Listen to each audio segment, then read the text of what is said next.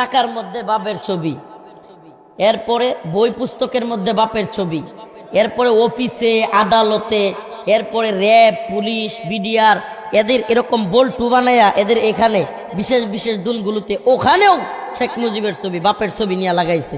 রাস্তার মুড়ে মুড়ে ভাস্কর্য, রাস্তার মুড়ে মুড়ে মূর্তি, কত কিছু করছে। দিন শেষে 16 মিনিট ক্ষমতার যাইতে পারে নাই, 16 বছরে মানুষকে জয় বাংলা বলতে বাধ্য করছে, মানুষকে জাতির পিতা বলাইতে বাধ্য করছে, কত কিছু করলো। টাকার মধ্যে ব্যাংকে আদালতে অফিসে গাড়ির মধ্যে এই সব কিছুতে দিল। দিন শেষে কি হয়েছে? 16 মিনিট যাইতে পারে নাই, মূর্তির কল্লা ধরে টান মাইরা মানুষ খান খান করে দিছে। কথা সত্য না মিথ্যা?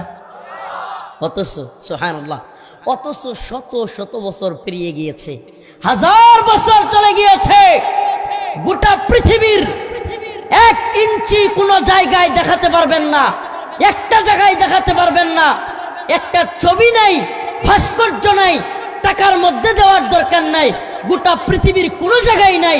অথচ পৃথিবীর 1 ইঞ্চি জায়গায়, কোন জায়গায় যত বড় নেতা হোক, যত বড় নেত্রী হোক, আল্লাহর নবীকে নিয়ে একটা কথা বললে পৃথিবীর শত শত কোটি উম্মতে মুসলিমা একত্রে গর্জে উঠে পৃথিবীকে কম্পন তৈরি করে ফেলে। এটার নাম ভালোবাসা। সুবহানাল্লাহ, এটার নাম কি? ভালোবাসা। ভালোবাসা পাম দিয়া, ভালোবাসা 4টা ধরে 3টার সময় রাত্রে গারো দইরা মিছিল নিয়া জয় বাংলা কোয়ার নাম ভালোবাসা না। ভালোবাসা মন থেকে আসে। ভালোবাসা কই থেকে আসে?